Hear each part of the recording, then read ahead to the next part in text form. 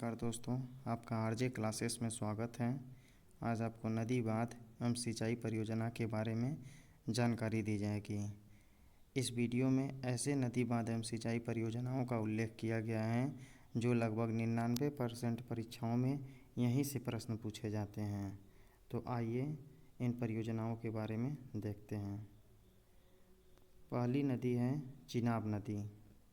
चिनाब नदी जम्मू कश्मीर में बहती है और इस नदी पे 4 परियोजनाएं हैं। पहली परियोजना कौन सी है? सलाल परियोजना। दूसरी रैटल परियोजना, तीसरी दुलहस्ती और चौथी बगलिहार परियोजना। सलाल, रैटल, दुलहस्ती और बगलिहार ये चारों परियोजनाएं चिनाब नदी पर हैं। और दोस्तों, इसके अतिरिक्त आपको पता होगा कि चिनाब नदी पर ही दुनिया का सबसे ऊंचा नदी ब्रिज बना है हाल ही में, जो जम्मू कश्मीर में स्थित है। दूसरी नदी झेलम नदी है। झेलम नदी भी जो है कि जम्मू कश्मीर में ही बहती है और इस नदी पे केवल 2 परियोजनाएं हैं। पहली तुलबुल परियोजना, दूसरी उरी परियोजना। ये दोनों परियोजनाएं इतनी इम्पोर्टेंट हैं कि लगभग हर एक एग्ज़ाम में रिपीट की जाती हैं। झेलम नदी पे कितनी परियोजनाएं हैं? 2 परियोजनाएं। तुलबुल परियोजना और उरी परियोजना मात्र 2 परियोजनाएं हैं, इसलिए कृपया आप इनको हमेशा के लिए याद कर लें। तीसरी नदी क्या है? कृष्णा नदी। कृष्णा नदी कहाँ बहती है? कहाँ से उद्गम स्थल है इसका? कर्नाटक से उद्गम स्थल है। और कृष्णा नदी पे 3 महत्वपूर्ण बांध हैं: नागार्जुन सागर बांध, श्री सैलम बांध और अलमाटी बांध। इनको याद करने का ट्रिक क्या है कि कृष्ण भगवान किनके सारथी थे? अर्जुन के सारथी थे। तो नागार्जुन सागर परियोजना आपको तो वैसे ही याद हो जाएगा। दूसरी, कृष्ण भगवान जब बचपन में थे तो क्या करते थे? मिट्टी खाते थे। तो अलमाटी परियोजना भी आपको याद हो जाएगी। और दूसरा जो है कि श्री सैलम परियोजना याद कर लीजिएगा। अब नेक्स्ट देखते हैं। नेक्स्ट है कावेरी नदी।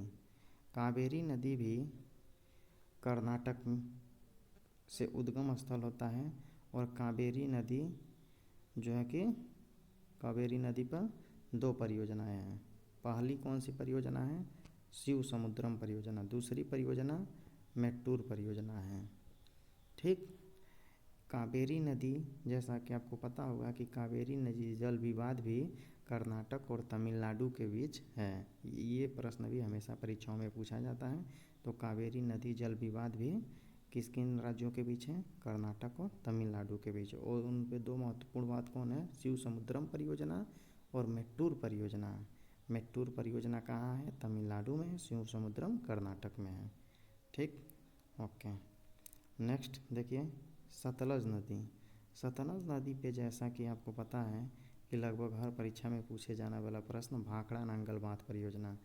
तो सतलज नदी पे पहला बांध परियोजना जो है कि भाखड़ा नांगल बांध परियोजना है।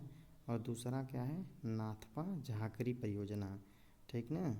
तो भाखड़ा क्या है? हिमाचल प्रदेश में, और नांगल कहाँ पड़ता है? पंजाब में पड़ता है। तो ये पंजाब और हिमाचल प्रदेश के बॉर्डर पे ये परियोजना है, भाखड़ा नांगल बांध परियोजना। और दूसरा नाथपा झाकरी परियोजना, ये हिमाचल प्रदेश में है, सतलज नदी पे है। सतलज नदी का उद्गम स्थल कहाँ है? सतलज नदी का उद्गम स्थल दोस्तों कहाँ है? मानसरोवर झील तिब्बत से निकलती हैं। मानसरोवर झील से कितनी नदियाँ निकलती हैं? याद करने का ट्रिक क्या है? SSB, सिंधु सतलज ब्रह्मपुत्र। SSB नदियाँ निकलती हैं कहाँ से? मानसरोवर झील से। और सतलज नदी हिमाचल प्रदेश में सिपकिला दर्रे से प्रवेश करती है। नेक्स्ट देखते हैं चंबल नदी। चंबल नदी कहाँ बहती है? मध्य प्रदेश में। इन पे 3 नदी बांध परियोजना है। पहला गांधी सागर, दूसरा जवाहर सागर, तीसरा राणा प्रताप सागर। अब इस चंबल नदी परियोजना को आप याद कैसे करेंगे? गांधी सबसे पहले कौन थे? सबसे बड़े गांधी जी थे।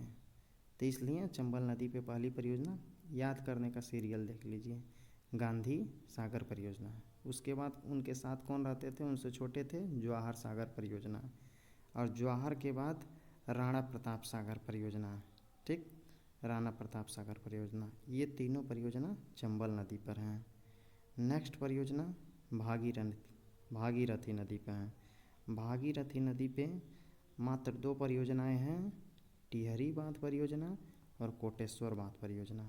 भागीरथी और अलकनंदा देवप्रयाग में मिलकर गंगा का निर्माण करती हैं। उसके पहले गंगा 2 अलग अलग नदियों में बटी होती है, भागीरथी और अलकनंदा, और भागीरथी नदी पर ही पहले टिहरी डैम पड़ता है, फिर कोटेश्वर डैम पड़ता है, ठीक। नेक्स्ट देखते हैं ब्यास नदी। ब्यास नदी पे मात्र एक डैम है, पोंग डैम। पोंग डैम भी परीक्षाओं में बहुत ज़्यादा पूछा जाता है। तो ब्यास नदी पे मात्र एक डैम, पोंग डैम याद कर लीजिए, ठीक। अब बेतवा नदी, बेतवा नदी पे माता टीला बांध है, ठीक ना। माता टीला बांध बेतवा नदी उत्तर प्रदेश में पड़ता है, ठीक ना। तो बेतवा नदी पर भी मात्र एक बांध है, माता टीला बांध, ठीक। नेक्स्ट देखते हैं नर्मदा नदी। नर्मदा नदी सबसे पहले हम देख लें इसका उद्गम स्थल कहाँ है। तो नर्मदा नदी विंध्य पर्वत की सबसे ऊंची चोटी अमरकंटक की पहाड़ी से नर्मदा नदी निकलती है और रिफ्ट वैली में बहने वाली नदी है नर्मदा नदी। नर्मदा और ताप्ती रिफ्ट वैली में बहने वाली नदियाँ हैं। तो इन पे जो है कि 3 परियोजना है। इन पे पहला परियोजना सरदार सरोवर परियोजना, यह गुजरात में है, ठीक। दूसरा इंदिरा सागर परियोजना, तीसरा ओमकारेश्वर परियोजना, ठीक। तो सरदार सरोवर परियोजना कहाँ है, गुजरात में है। दूसरा इंदिरा सागर परियोजना भी नर्मदा नदी पर है, ये मध्य प्रदेश में है। ओमकारेश्वर परियोजना ये भी मध्य प्रदेश में है। नेक्स्ट देखते हैं पेरियार नदी।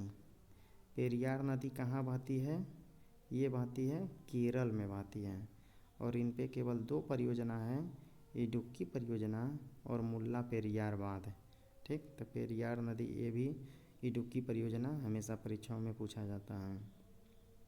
ये केरल में है पेरियार नदी पे, और मुल्ला पेरियार बांध भी पेरियार नदी पर ही है। और गंगा नदी पर मात्र एक बांध है, फरक्का बांध। गंगा नदी का उद्गम स्थल जानते ही हैं, कहाँ, देवप्रयाग, ठीक। देवप्रयाग से निकलती है, उत्तर प्रदेश में बिजनौर से प्रवेश करके और बलिया ज़िले से बाहर निकलती है, और बंगाल में जाके पश्चिम बंगाल में जो फरक्का बांध है वहीं पे गंगा पे जो है कि पहला बांध बनाया जाता है, फरक्का डैम। और वहीं फरक्का डैम से हुगली नदी बाईपास करके पूरे पश्चिम बंगाल में फैलाई जाती है। तो इस तरह से दोस्तों आपको जो परीक्षाओं में महत्वपूर्ण नदी बांध एवं सिंचाई परियोजना है उसके बारे में आपको जानकारी दी गई है। लगभग सिंचाई एवं बांध परियोजना से उठने वाले सभी प्रश्न यहीं से बन जाएंगे, इसके बाहर से कुछ नहीं आएगा। केवल आप इतने 12 परियोजनाओं 12 नदियों पर जो परियोजनाएं हैं इनको आप याद कर लीजिए, तो इससे बाहर कुछ नहीं आएगा। जय हिंद दोस्तों।